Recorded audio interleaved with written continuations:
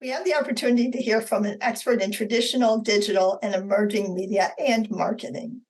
More importantly, he has a deep understanding of both modern-day media economics and the disruptive challenges roiling today's ad and media industries.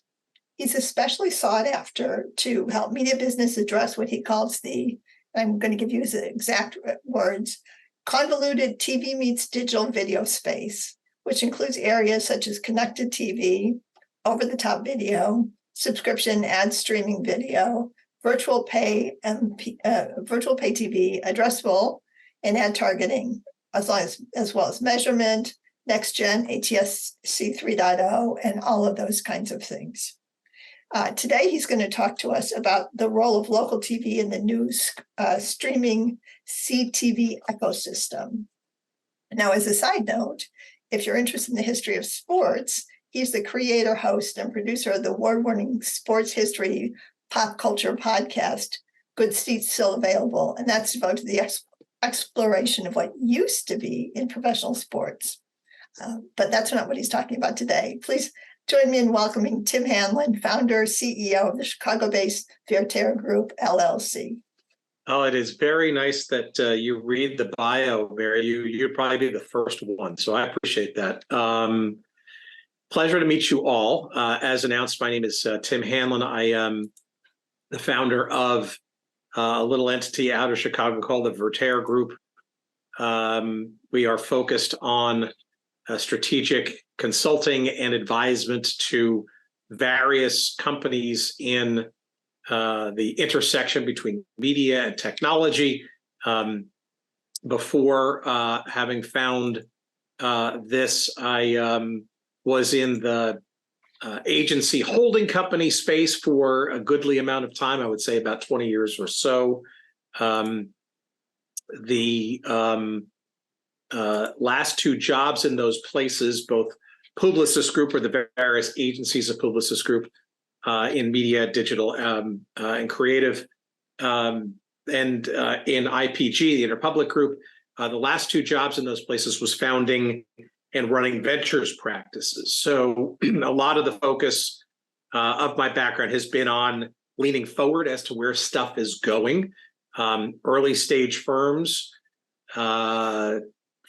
people, entities thinking from the outside, the belief that a lot of the change and innovation is going to be coming from outside the big companies. And frankly, I think we see this, and I'm sure all of you have experienced it to some level as we sort of get into the topic today. And by the way, I just put in the notes the link to how you can get a free copy of this report that I'm going to walk you through. But the idea, frankly, of how television has evolved or is going through such dramatic change is not lost on a number of folks here in this conversation. But it's probably most pronounced, I think, now that streaming has become, shall we say, a mainstream activity, pun intended, that local television is probably the biggest laggard, if you will, in this evolution. And I heard a number of you talk about how you have been or are still at places in the media space, whether that be legacy television networks or even cable networks, television stations and station groups and stuff. Those are all terms, as we'll sort of talk about a little bit here, that are quickly dissipating in terms of relevance to a whole generation of not only executives, but more pointedly, consumers, viewers, people who watch or want to watch stuff. It's become very much a streaming first kind of environment.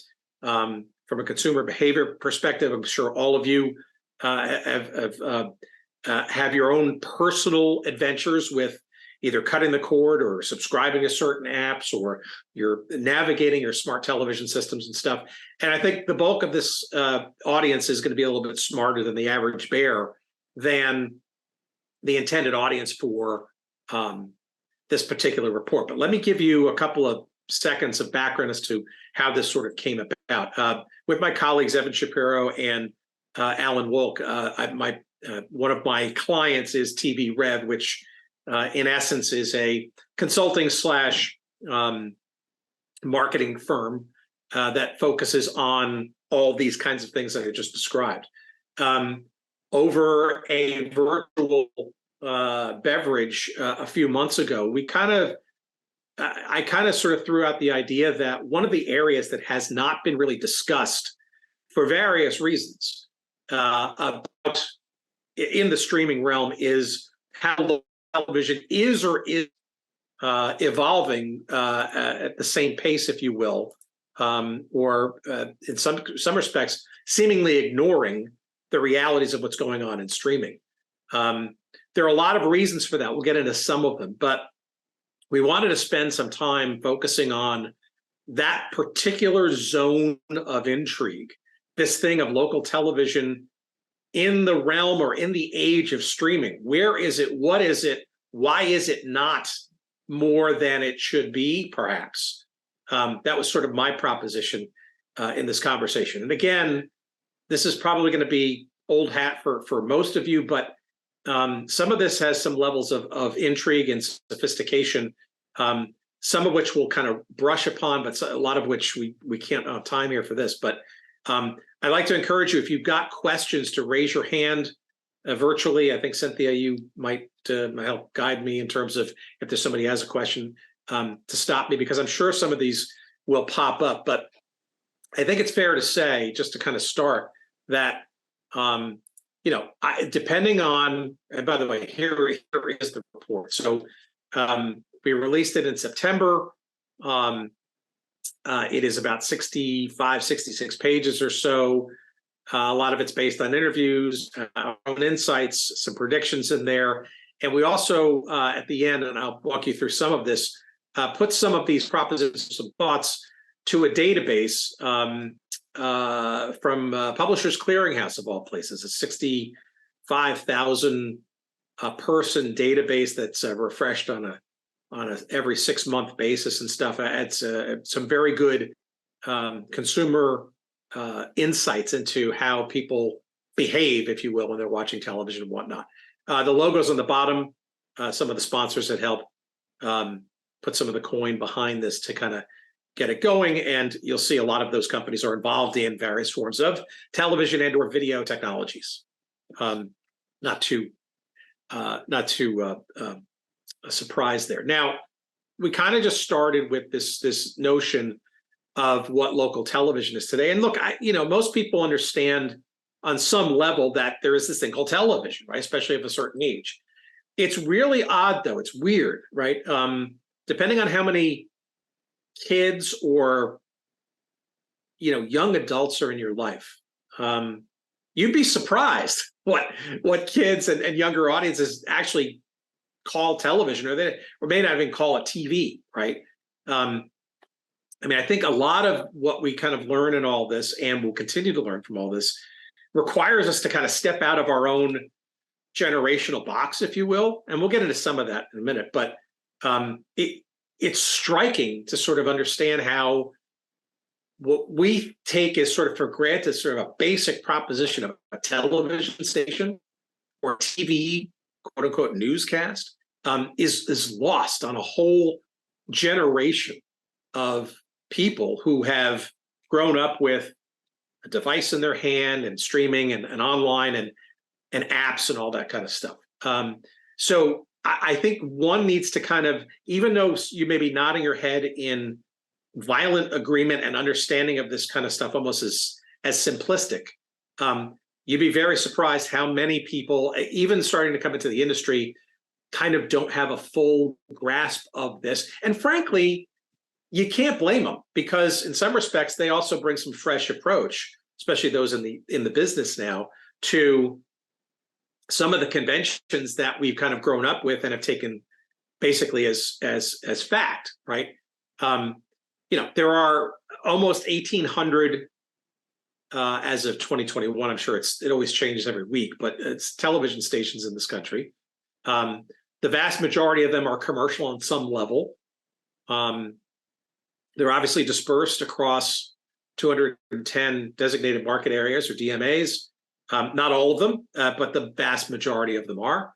And as our TV audience understands in this call, That can range from the New York City metropolitan area to little old Glendive or Glendive. I'm not sure. I always get that mixed up at Market 210, but there are also pockets of others. But here's the dynamic, a couple of dynamics that people kind of sort of miss or don't understand, and rightly so. The broadcast networks own and operate almost 90 of these stations, right? You see the sort of network breakouts and stuff. And the rest of them, the rest of the other network-related stations are owned by these independent station groups, right? A lot of those independent station groups have aggregated over the last 10, 20 years or so due to various regulatory environments that have allowed people like Nexstar and Gray and Sinclair and Scripps and Tegna and Hearst to aggregate stations across this many markets in the United States. Ostensibly, there are some caps to that ownership. The FCC and Congress are likely to finally change some of those rules. Whether those are relaxed or whether those are tightened remains to be seen. It depends on your perspective and your point of view and your lobbying preferences. But that's the way we've got life today, which broadcast networks who control a certain amount of their own stations and then have, if you will, undue or very strong influence over a whole bunch of other stations through an affiliate relationship. And the bulk of this dynamic is coming through still today, subscription pay television, right? Cable, satellite, telco TV, and sort of this new decade-old phenomenon known as a virtual MVPD. We'll get to that in a second. Again, some of you know this already, for those who don't. But about 15% still receive television over the air, right? Broadcast television is still pretty much a thing. And we'll get to that in a couple of minutes. It's almost experiencing a bit of a renaissance. But that 85% via pay subscription and in some cases virtual MVPDs, where here's a great example, YouTube TV, right, is a virtual version of an MVPD or a cable system, right? In essence, no box needed, no truck roll needed. It's literally a turn on or turn off or subscribe on or off streamed approximation, if you will, or replacement truly of what used to be or what would have been a traditional cable or satellite subscription. It tends to be fully loaded with sports and all the channels that you're looking for. But this kind of dynamic is really important. It is the lifeblood of the broadcaster community, right? Because it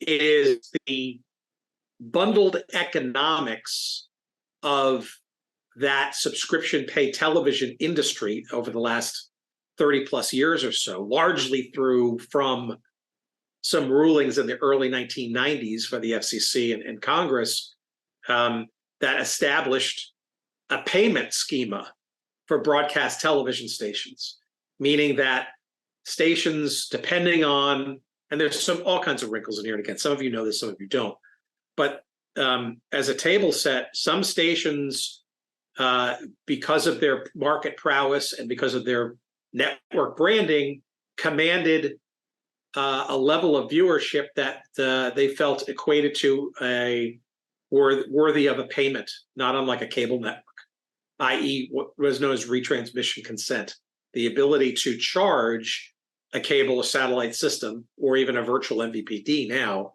a fee for carrying this blessed broadcast television channel / network that used to be essentially a free over-the-air non-paid for kind of thing.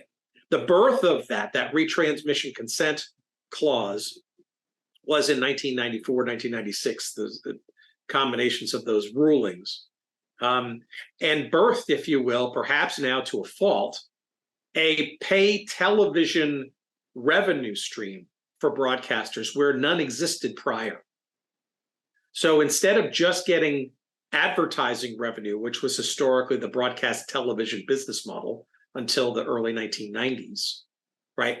If you're looking for an inflection point as to when that changed, that was it. And we fast forward to today, it is the lion's share now of revenue that a station or a station group now receives is subscription television revenue from consumers who pay for bundles. There's a small problem with that, though. The idea of increasing those retrans fees from MVPDs and virtual ones, and pushing for the first time for virtual ones, is smacking up against this harsh reality you see in these two slides, right? Pay television is declining. Even if you add in replacement virtual MVPDs, it's not keeping up. And without sort of getting too detailed into the numbers, it's fair to say that the unbundling from live television is very much underway. And that puts a broadcaster into the crosshairs as to what the business model or models might look like going forward, right? So in this slide, you see, and again, we talk about all this in the report. I'm just trying to pull out some of the thematics here, but the dilemma, right, for broadcast stations and their groups and the networks that love them or historically loved them, is that cord cutting or streaming first viewership, right, threatens the whole retrans gravy train. And for a number of years, a few analysts and now a large chorus have been basically pounding the table, especially in Wall Street, saying it's going to come to an end relatively soon. I mean, there's only so much more you can charge to a shrinking audience, right? So you're going to charge more to less and less people for the privilege of watching or having access to broadcast television, which, by the way, can also be old school found over the air on an antenna, right? So it's a really interesting squeeze. In some respects, they've maximized a lot of that sort of retrans dynamic, but now all of a sudden are faced with the idea, and it's frankly been worsened by the fact that the networks that have largely been the sponsors of these affiliate stations and the owners of these owned and operated stations have been migrating their programming to their network-owned streamers. So they've almost been hollowing out their own network television proposition along the way. So if you're a television station or a television station group or somebody in the local television realm that's in the mix, you're an ad seller, you handle retrans or carriage or affiliate relations, all that kind of stuff, it's an interesting time. And I don't mean necessarily fun, interesting. But that's the prelude, because how does streaming then either solve or come to the rescue, or it stands to reason why local broadcasters have been shy and or slow in embracing streaming. Now, that doesn't mean nothing has been done, right? But as we'll see in a second, we'll describe it now. Local news, right, is essentially a kind of an ace in the hole, we've discovered. Well, it's not a discovery, but it is clearly the first and I think in some cases only legitimate place where stations have enough flexibility to be taken seriously and create something viable in the realm of streaming, right? Because you have to remember that local news is what separates broadcasting from any other video choice out there, right? It's the major thing that sets them apart. It's non-replicable. There's competition, right? There could be 3, depending on markets, 4 or 5 stations that are competing with each other with local news, but it's a fairly rare commodity in a marketplace. And as newspapers have essentially evaporated and radio gets hollowed out in terms of its ability to deliver local news as well, broadcast TV is still pretty durable. We can argue about how nourishing it is, but it's certainly a durable component of many folks' news diet especially in the face of digital. And it's kind of a moat, really, artificial or not. We can debate that. But local news is really where television stations' heart is. It's where their soul is. And it's absolutely where their revenues are centered in, right? It is the prime ad revenue generator for stations. It's the only, especially in political, every 2 years, and arguably now it's becoming more spread out as, issue-based advertising, all that kind of stuff. It's ironic because television viewing is largely declining. Local stations are not immune to that, but it hasn't stopped advertisers from recognizing that local news is still a relatively unique thing, and certainly doesn't prevent political advertisers from stuffing as many ads and buying as many ads in local news programming. And as that essentially is understood, and it's also content that is created originally by the stations. It is depending on a station's place in the market, can be upwards of 5, 6, sometimes 8 hours a day of programming. The question mark when it comes to streaming is the rest of that broadcast day, right? So at least those 5 to 8 hours or so is controllable by the station. The network has no oversight as to what they can do with that stuff.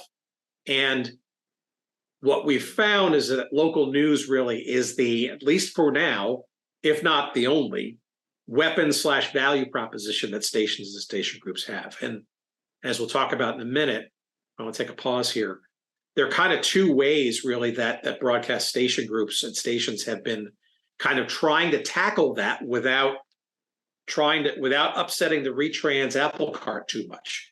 And that's going directly to consumer via an app or via what we like to call streaming syndication. But let me pause there for a second, because it's a lot of dense stuff. It's kind of like a 101 in it's not even for dummies, right? It's like 2 pages of that.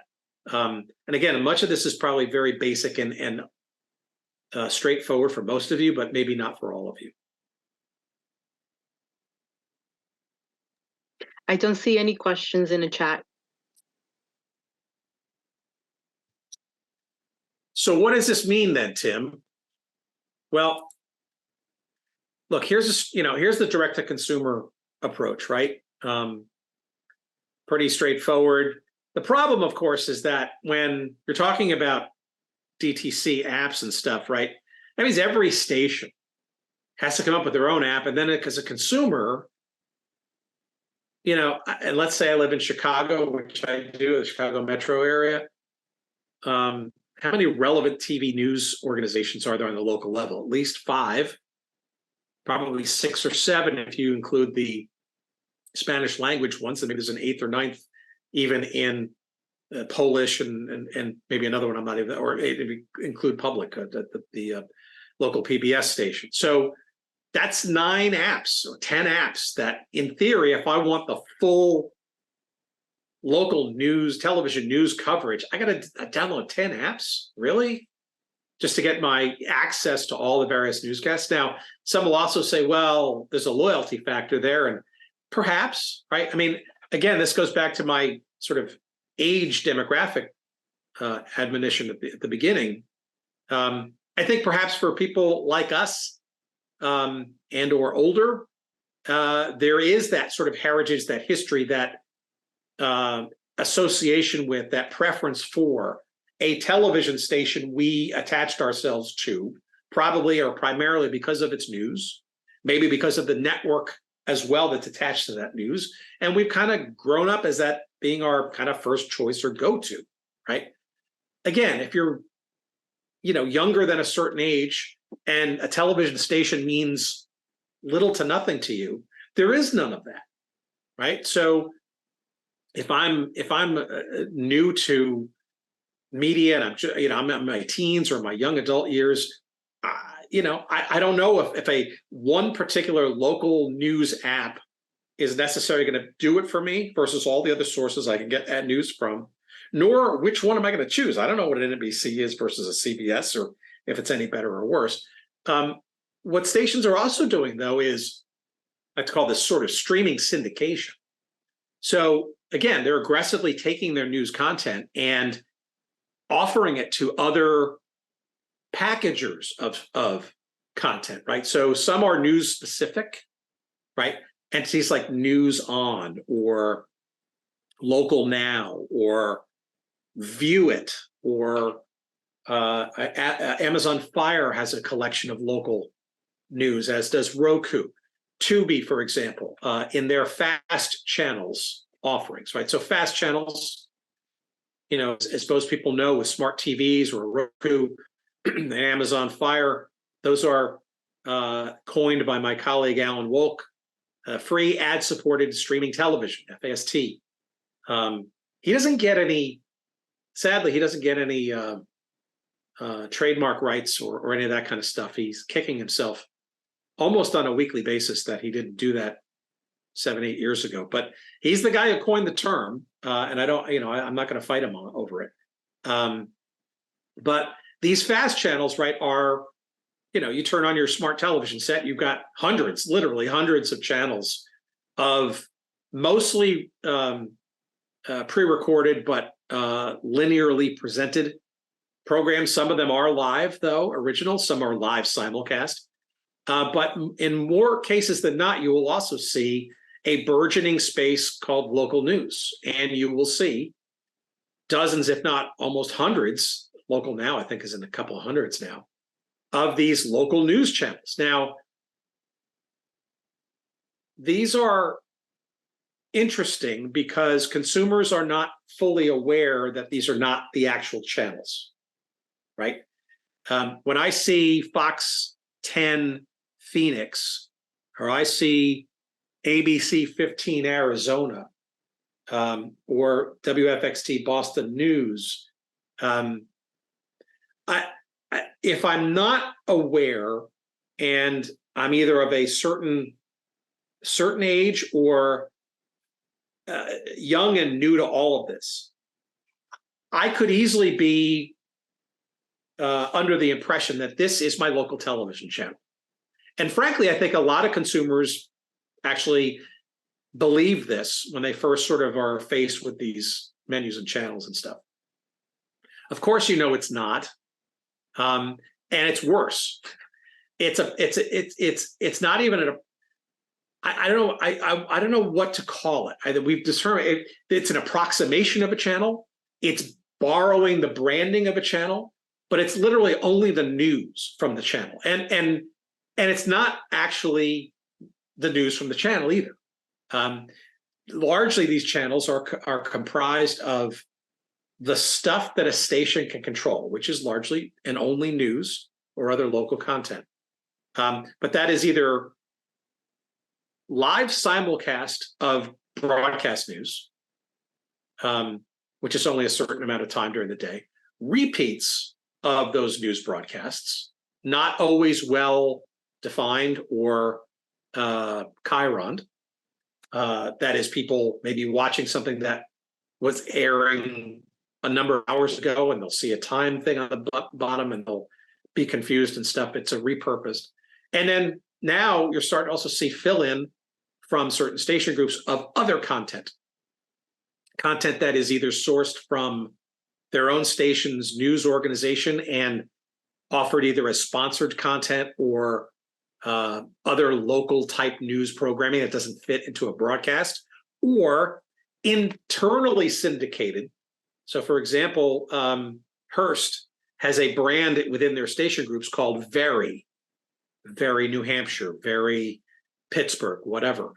And they will literally have news vignettes that they will actually recycle and syndicate within their own station group apps and channels. So you'll see those pieces of content coming from those various newsrooms. Gray does it as well. So a bunch of the big station groups are basically trying to pool either other newscasts or other news pieces, or new enterprise, I wouldn't call it reporting or longer form content to fill in. So what you have is this sort of perverse, some people call them, I call them news loops. I have also called them faux, F-A-U-X, news, faux channels. And it's a double-edged sword, right? So number one, the good news is that it's leaning very heavily into its strength, which is news, and its uniqueness in a marketplace. The bad news, or the other side of that coin or sword, is it's just that. A lot of it is repeats. They have to fill in. Sometimes in the case of Fox, they'll go to a live network for streaming only feed that they'll go to, and then they'll come back to from live. And it's also confusing to the consumer who wonders where their Fox NFL game is, or the Masked Singer is, or Jimmy Fallon is. And it's also, frankly, not monetizable traditionally in the shared revenue stream of cable. It's only free and it's only ad supported. And worse, the ads aren't even being served fully and properly yet. So it's an interesting time if you're a station group to stay relevant in streaming, yet also try to maximize the opportunity. And a bunch of that is because of various entities kind of preventing or holding back some of the abilities. Like, why, for example, can't the ABC 15 and Phoenix channel offer the entire channel over the air? It's a good question. The reality is that ABC doesn't want to let them do that, at least not yet.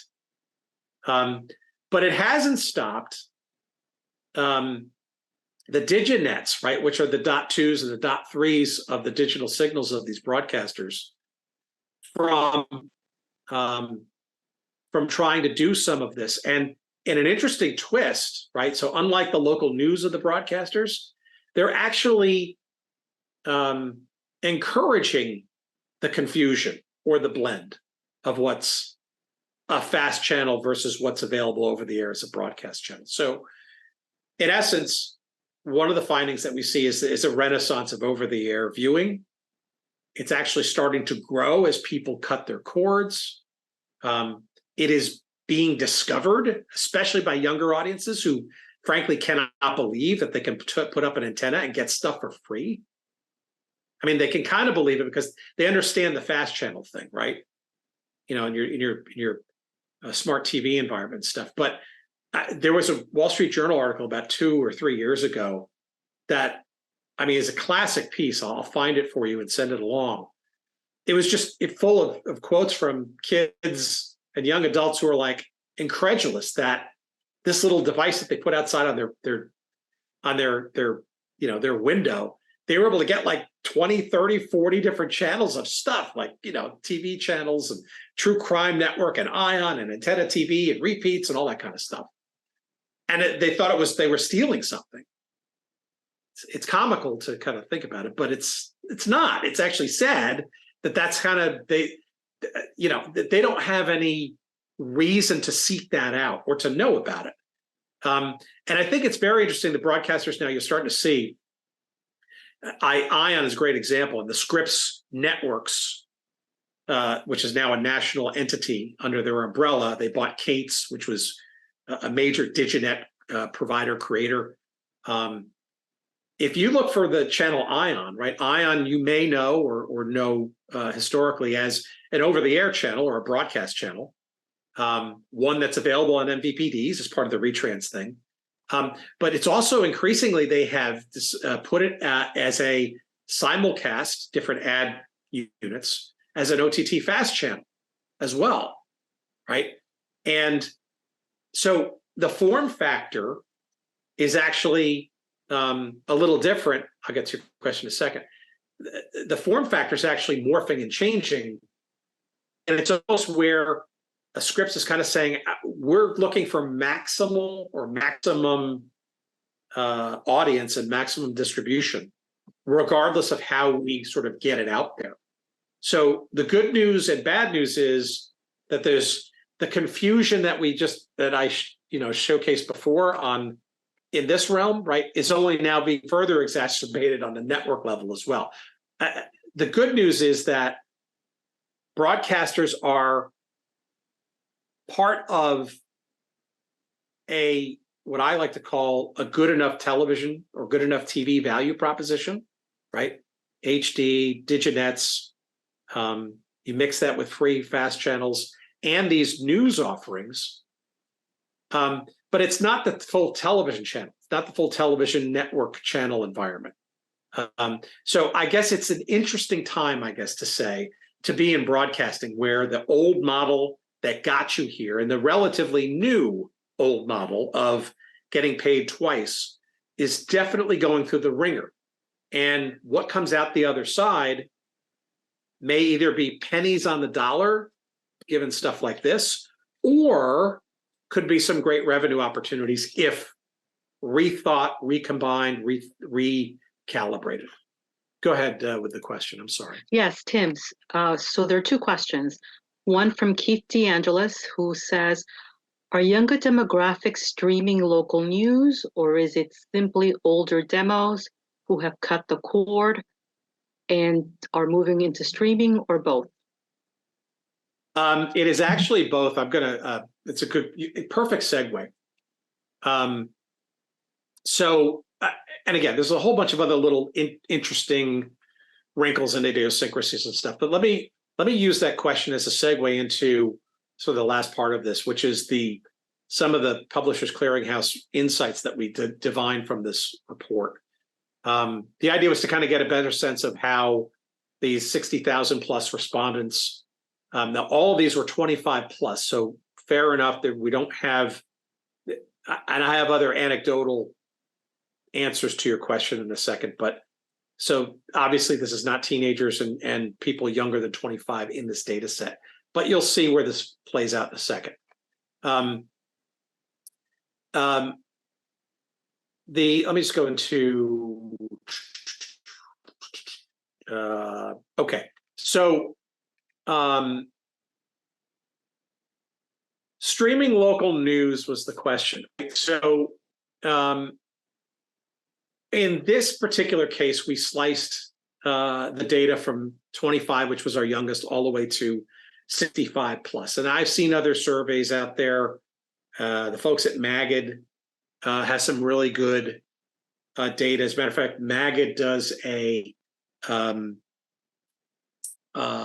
breakout of I think it's like every 7 years or so.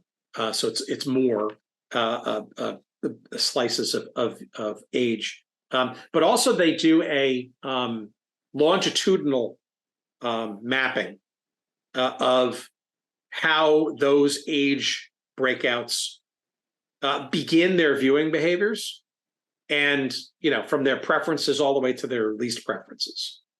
And to your question, and a little bit to this slide, it plays out. Older audiences tend to default to broadcast and or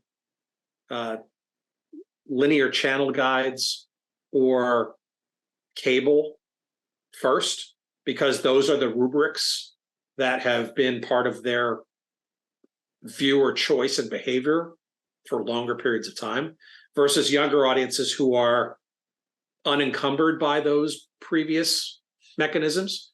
So the question specifically about local streaming, it stands to reason that older audiences do not largely stream local news far less than younger ones. That said, it's not a like-for-like transition, though. As we'll even see in younger audiences than 25, you'll see that even in the younger adult groups, right, there's still a pretty large number of people who still don't stream local news. So there are two issues there, right? Number one is the idea of a local television station and its importance in being the arbiter and or deliverer and or brand associated megaphone, if you will, of local news, right? Which is completely lost on younger audiences because they don't have favorite TV stations. They don't maybe even watch television per se or linear channels, right? And number two is, what sources of local news are you generally getting writ large, right? And this even is worse or more pronounced in younger audiences, right? Where web and apps and mobile and all that stuff are by far first and sometimes only, right? Whereas newspapers and all these other things are essentially dissipating, right? So when you get to older audiences, newspapers actually make an appearance. 22% in this case, 65 plus. And again, so a lot of this is not brain surgery in this regard. There are some nuances, and we get to some more nuances in the report. And I can point you to other sources. But the reality is a lot of this is kind of like a pig and a python, trying to pick your analogy. But, it's just, these are, as I said at the top of our little conversation here, these are just habits, right? These are people of a certain age, right, grew up in a limited amount of choice. Now there's infinite choice.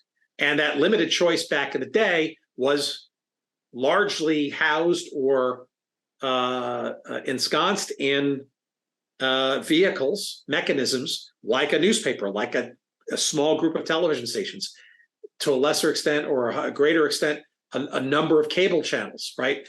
And they got incrementally larger, but they were still a relatively defined set of choices. And now, boom, goes the dynamite, right? So local news and local television is very much a byproduct and a holdover from that dynamic. Second question, I'm sorry. I have two more questions now. Go ahead. So from Simha Chandran, for OTA, who controls the 0.1 and 0.2 channels, and how do they get allocated? That's a good question. So this requires a little bit of background. The first, they call digital transition. So back in the early 2000s, television stations were mandated to move away from the analog transmission system to a more efficient digital one, to allow the government to reclaim some of that that bandwidth, that public spectrum for other purposes, and in a smaller amount of spectrum, but yet a more technologically advanced improvement to that smaller amount of spectrum, the ability through digital, the first digital transition, to squeeze more stuff in there. Broadcasters were essentially given this to play with, to do stuff with. Some of them, in the beginning, it was we could fit more channels in there, and others were more fascinated with taking some of that extra bandwidth and using it for data purposes, transmitting data, maybe for television or video or for maybe other purposes. What wound up happening is that the vast majority of the stations, individually and collectively, wound up using that extra bandwidth to squeeze in more channels.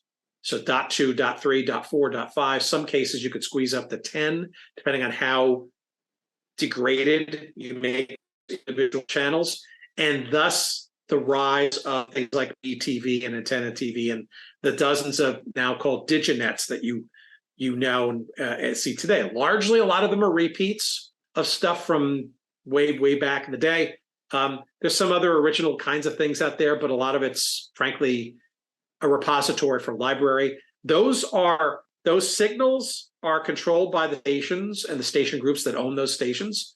The programming is either from the stations themselves, some do local stuff, but the vast majority of others pick up networks from other sources. Scripps owns a bunch of their own.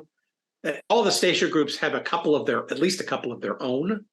And then they syndicate them out to other TV station groups so that they get effectively a national coverage, not unlike a traditional network, but if you will, a diginet. Hope that answers Tim, the I question. have two more questions.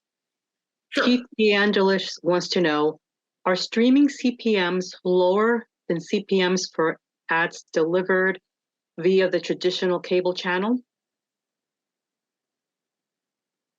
I'm trying to find so we talk. I'm going to go on this one for a second. We do get into that in the report. I decided not to talk about advertising here because it would get a little complicated, but it's a really good question, Keith. The answer is it's not, it depends. It's really kind of no, right? So first, streaming ads in the major streamers like the Hulus and the Netflixes of the world are commanding, I would say, slightly higher than what used to pass for network primetime advertising rates. Take live sports out of that, which is a bit of a higher pay grade because of its relative limited availability and its scale as a that inventory is more highly regarded. But the streaming is large. The big streamers are commanding fairly healthy CPMs, and then can get more for that with their ability to target. On the local level, though, it's nowhere near that, and arguably close to non-existent. It's a rounding error thus far on the local level. And worse, if you were to go to, say, and I dare you all to do this after a cocktail after this conversation, go to Tubi, just download it or go on your set, see if you have Tubi on your as an app, and go to one of these channels and just tool around to a couple of them and stumble across a commercial break. I dare you. And you will probably see, I'm pretty certain within 5 or 10 minutes, you definitely will see and I wish I had the visuals for this. I was going to put them in here. I just didn't have time. You'll see slates, one from Tubi saying, "We'll be right back." And in some cases, you'll see them from the station themselves saying, "We'll be right back." And I've seen some from the stations that say, "We'll be right back," with a time clock on it, 3 minutes and 30 seconds counting down. I mean, talk about it's the antithesis of the consumer experience. Like some of that is technology not keeping up. Some of it is, frankly, ad sales preferences or focus or lack thereof, right? Because it's not a big enough audience. As a local seller, I'm probably going to make more money by selling the local television thing and adding on some digital. It's just not, it's not, in a sea of 100 channels of news channels, this is not worth it to me to sell separately. Over time, that should mature and get more sophisticated. But for now, as of this moment, I would say local streaming advertising, aside from local ads that you would geo-fence into like a Peacock or geo-targeting an ad in a national streamer like Peacock or Hulu, that's a different proposition than buying a local ad in a local stream, right? Which in essence is a regional ad in a market. That second group I just described doesn't really exist now or yet.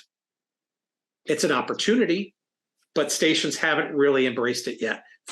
They're still trying to figure out how to sell linear TV ads and quote unquote digital, inclusive of streaming, together as a package, or worse, combining two different salespeople to harmonize with each other and incentivize appropriately. It's still a problem.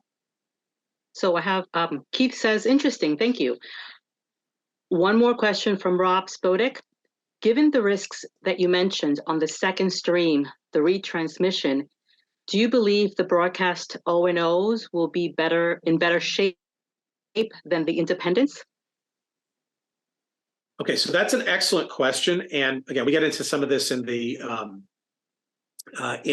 report, but I'm just going to go to one slide here in terms of this is somewhat relevant.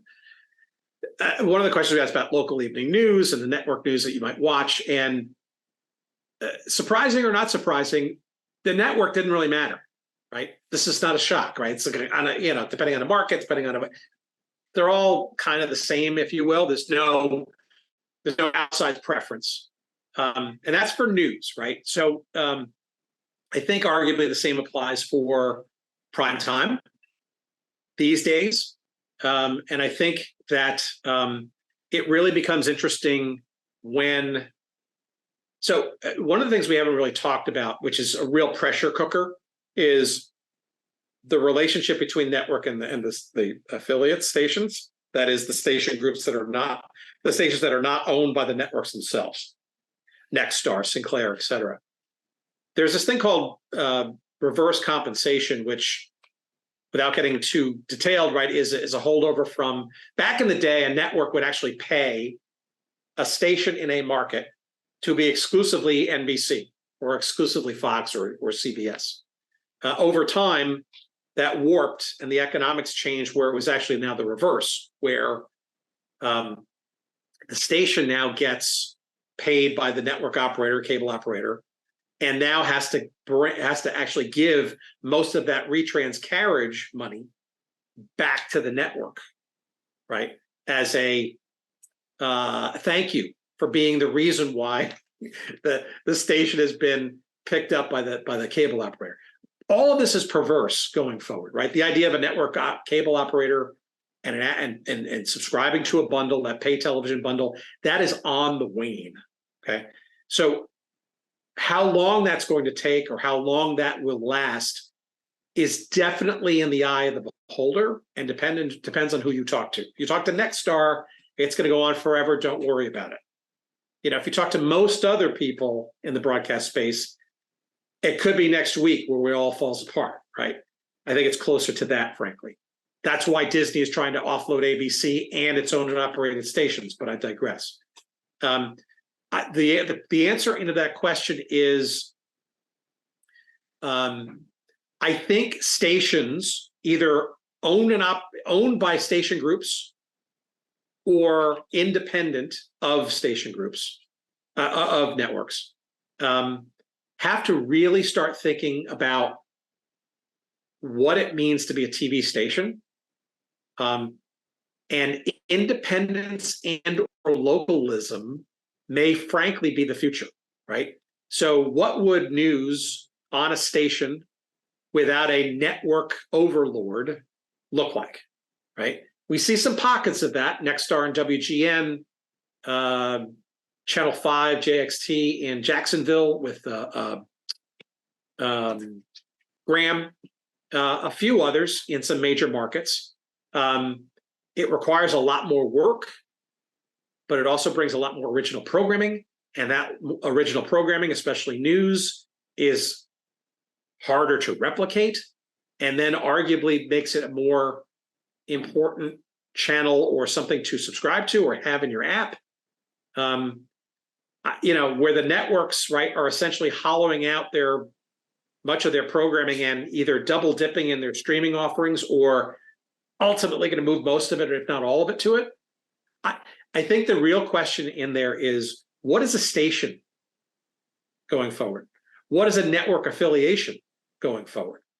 Honestly, if I'm a next generation television station owner or group owner, I think I would want to be thinking about how can I, and this actually is now a more creative process, how can I be more independent and or news oriented and local oriented and really stand out in a sea of choice where I might be the only or one of the only truly local offerings out there. And I think that's a reinvention of news. I think it's a reinvention of what programming looks like. And I think we're starting to see it now, a little bit of maybe how live sports gets redone, right? So kudos to Scripps and Sinclair and Gray in their various markets like Phoenix and the like. They have got bandwidth, right? And in essence, they don't need no stinking network per se when they got the Phoenix Suns or the Vegas Golden Knights to maybe fill up 80 to 90 nights a week, a season with games, et cetera. So I think there's some, last point, I think there is some everything old is new again, and it could be again. One last thing is ATSC 3.0, which is the new next digital standard. That's a whole nother ball of wax. Maybe it happens in our lifetimes. We can talk about that some other day. So Rob Stodik has a follow-up question. Sure. how do the hyper locals afford the news gathering infrastructure? That's a good question. I think so. I mean, the reality is, I think that these news channels. Let me go back here for a second. These channels are right now. The bulk of them are simply broadcast cast-offs, right? So news produced for television first and foremost, as a 1 hour, as a half hour, fill them in, have them live, simulcast, and or repeated, and just fill in the grid, right? And if there are any spaces left over, call the station group, and we'll get some other stuff to fill that in. What I see, so that's the bulk. Some, like WRAL in Raleigh, North Carolina, which is a 3-station group, right? And the Jim Goodman and his family have been running that forever and have always been pioneering stuff. I think we're going to see and need to see more of that going forward. There was an article today in TV News Check that discussed how they actually not only created a separate sort of entity within to create specifically for the streaming stuff, but then they actually took some of the streaming stuff and then it graduates to television, right? So it wasn't the repurposed thing that most of these stations are doing now with streaming, right? It was actually the inverse or the reverse, right? Where the original reporting was actually local neighborhood TV is something that Cox stations are now doing. It's a new brand. It's like 2 or 3 markets. It's truly hyper local stuff. It's digital and streaming first. And then the idea is to surface that perhaps onto the television side. I think the answer to your question is, yeah, it's going to require more ingenuity, perhaps aided and abetted by technology to make it not a doubling of hiring of journalists, but making it somewhat relatively easy for them to do their jobs, but tell them in multiple ways. And over time, I don't know when that time is, make it neutral, right? To the television, to the device, to the stream. There's a neutrality there that kind of has to be thought of when producing these kinds of things. I'm not sure I'm certain stations are not incentivized today to lean more forward into the streaming first mindset. And as long as, I'll say it, I'll just be blunt, as long as retrans still brings the majority of revenue to station groups, and until and when that gets changed or altered, I don't think stations are going to put any more resources than they have to into this. And unfortunately, I think it's going to be to their demise at some point, perhaps when it's too late. One other question. Larry Gordon wants to know, Spectrum has a news channel that covers local news. Is that type of platform gaining any traction? So another good question. New York One is another one, right, in New York, and there are a handful. But most of those have unfortunately gone away. I mean, CLTV in Chicago died about 6 or 7 years ago, and there was sort of a time where these local network operators, cable operators, were recognizing that they had a preponderance of audience in their respective markets and could support and deliver a better news product, perhaps, than, say, their local broadcast TV brethren. So I honestly, I think if you think about the business model of the MVPDs, Spectrum in particular, and Comcast certainly, the MVPDs, frankly, are not long for this world either, at least in terms of being video providers. Most of the smaller to mid-size network operators have already gotten out of or are feverishly trying to figure out how to get out of the video provision part of the business, right? And literally get out of the truck roll and set-top box CapEx part of the business and get into more of a broadband provision offering instead, and still having relationships and some financial incentive to point people towards packages and that kind of stuff, but they be of the streaming variety, not of the coax cable variety. So I guess what I'm saying in there is that probably will then ultimately affect the Spectrum Newses and the New York Ones of the world, maybe even C-SPAN for that matter, because those are supported by cable subscriptions. That said, I think like local broadcast newsrooms, they too could benefit by leaning more heavily or pronounced into streaming first and only. And I think for a Spectrum or a Comcast or another cable operator, that actually makes more sense, maybe even than for broadcasters. It's actually going to be a bit of an easier pivot, or could be an easier pivot, because they're still in the provision of the broadband that gets them that stream. Broadcasters, probably not. So those are all the questions for now. For now, that implies that there's going to be another hour's worth of them. No. I turn the floor back to you.